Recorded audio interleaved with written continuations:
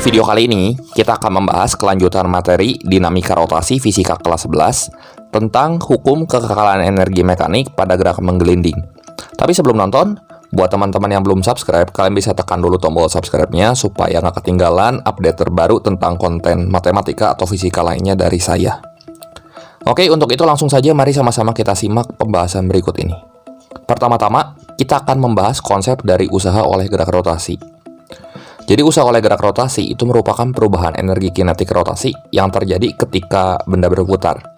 Sehingga secara matematis kita bisa tuliskan persamaan usaha oleh gerak rotasi sebagai W sama dengan torsi kali theta, atau bisa kita tulis juga dengan delta EK, yaitu energi kinetik rotasi akhir dikurangi energi kinetik rotasi awal, di mana energi kinetik rotasinya bisa kita ganti dengan setengah I omega kuadrat. Selanjutnya kita akan membahas konsep dari usaha oleh gerak menggelinding. Perhatikan benda yang sedang bergerak menggelinding di bidang miring berikut ini.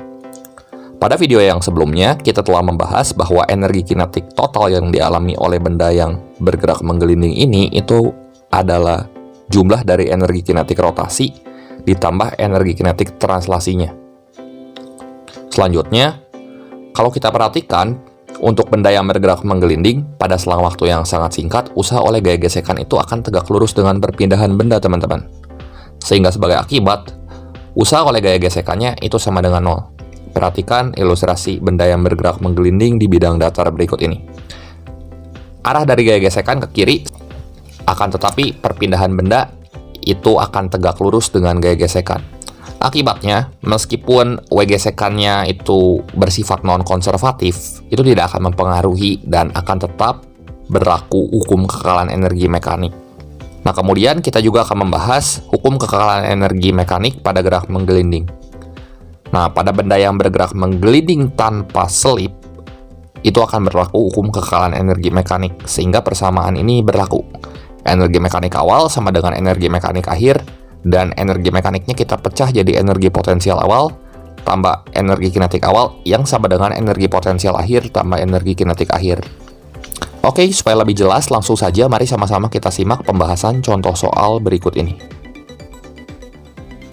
Contoh soal. Sebuah silinder pejal bermasa 2 kg itu menggelinding tanpa selip menuruni bidang miring dari keadaan diam dengan sudut kemiringan theta. Ya, si theta sama dengan 3/5, berarti tetanya nanti 37 derajat. Tinggi bidang miring itu adalah H1 dan jarak dari dasar bidang miring ke lantai itu adalah H2 yang sama dengan 30 cm. Jadi H1 sama H2-nya sama. Pertanyaannya, tentukan kelajuan silinder saat tepat akan meninggalkan bidang miring. Dan yang B, tentukan jarak horizontal yang ditempuh silinder ketika jatuh ke lantai. Diketahui nilai gravitasinya 10 meter per second kuadrat. Nah, kita akan bahas yang poin A dulu, yaitu mencari kelajuan di titik B. Caranya gimana? Kita tulis dulu data-data yang diketahuinya. Di sini ada massa, kemudian sudut theta, momen inersia silinder pejal, ingat lagi, setengah mr kuadrat, kemudian H1 dan H2, serta gravitasinya. Nah, untuk mencari nilai kelajuan di titik B, maka kita akan meninjau kekekalan energi di titik A dan titik B. Artinya, energi mekanik di titik A itu akan sama dengan energi mekanik di titik B. Jadi, kita bisa tuliskan EMA-nya sebagai EPA tambah EKA yang sama dengan EPB tambah EKB. Kemudian, energi potensial di A itu kita ukur terhadap acuan di titik C, di mana Y-nya sama dengan 0. Sama energi potensial di titik B juga kita ukur terhadap acuan di titik C. Nah, jadi di sini kita bisa tulis EPA-nya itu mg dikali H1 tambah H2 tambah R.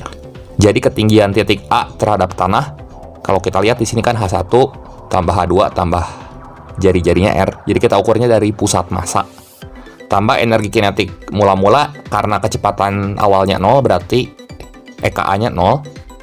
Dan kita lihat bola ketika berada di titik B. Di sini kita ukur pusat massanya terhadap tanah, maka ketinggiannya itu adalah H2 ditambah R. Jadi ini sama dengan mg kali H2 tambah R tambah setengah mv kuadrat tambah setengah I omega kuadrat. Nah, sekarang momen inersianya kita ganti sama setengah mr kuadrat dan omeganya kita ganti dengan V per R. Kemudian bisa kita coretkan nilai M-nya dan kita sederhanakan, maka kita akan beroleh persamaan berikut ini. GH1 sama dengan setengah V kuadrat tambah 1/4 V kuadrat. Jadi ini sama dengan 3/4 V kuadrat. Akibatnya nilai V-nya itu sama dengan akar dari 4GH1 per 3. Jadi tinggal kita hitung aja nilai V-nya dengan cara mensubstitusi nilai H1-nya ke persamaan V ini. H1-nya kita udah tahu kan tadi, 30 cm itu 0,3 meter. Berarti kalau kita hitung, hasilnya akan sama dengan 2 meter per second. Nah, sekarang kita udah dapat nih nilai V di titik B. Selanjutnya, pertanyaan di soal, kita diminta untuk mencari panjang lintasan D ini berapa. Nah, tulis lagi data-data yang diketahuinya, cuman nambah satu data, yaitu kecepatan di titik B ini sama dengan 2 meter per second. Jadi kalau kita zoom gambarnya, kita cuma meninjau dua titik di sini, B sama C. Tapi kita nggak akan pakai kekalan energi, kita pakai gerak parabola aja. Nah, dengan meninjau gerak parabola, maka di sini kita bisa tuliskan persamaan gerak searah sumbu X-nya sebagai X0 tambah Vx kali T. Berarti di sini nanti X-nya bisa kita ganti dengan D. Kemudian posisi X0-nya mula-mula itu 0, dan Vx kali T-nya bisa kita ganti dengan V kali cos theta kali T. Selanjutnya untuk komponen gerak searah vertikal, yaitu Y, yang sama dengan Y0 tambah V0Y kali T min setengah GT kuadrat. Nah, Y-nya di sini bisa kita ganti dengan R. Kita ngukurnya harus dari pusat massa.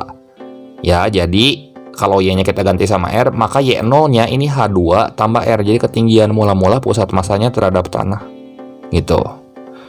Tambah V0Y kali T. Nah, V0Y kali T-nya kita ganti dengan minus V sin theta kali T. Ya. Jadi kita ambil arah gerak ke bawah itu sebagai arah gerak yang bertanda negatif. Nah, percepatannya juga kan ke bawah, berarti minus tandanya. Ini minus setengah GT kuadrat. Terus kalau kita sederhanakan lagi, ini R sama R-nya nanti saling meniadakan. Jadi nanti kita akan peroleh setengah GT kuadrat tambah V sin theta kali T dikurangi H2, itu hasilnya akan sama dengan 0. Substitusi aja data-data yang kita punya ke persamaan ini, nanti kita akan peroleh persamaan kuadrat, teman-teman. Yaitu 5T kuadrat tambah 1,2T minus 0,3 sama dengan 0.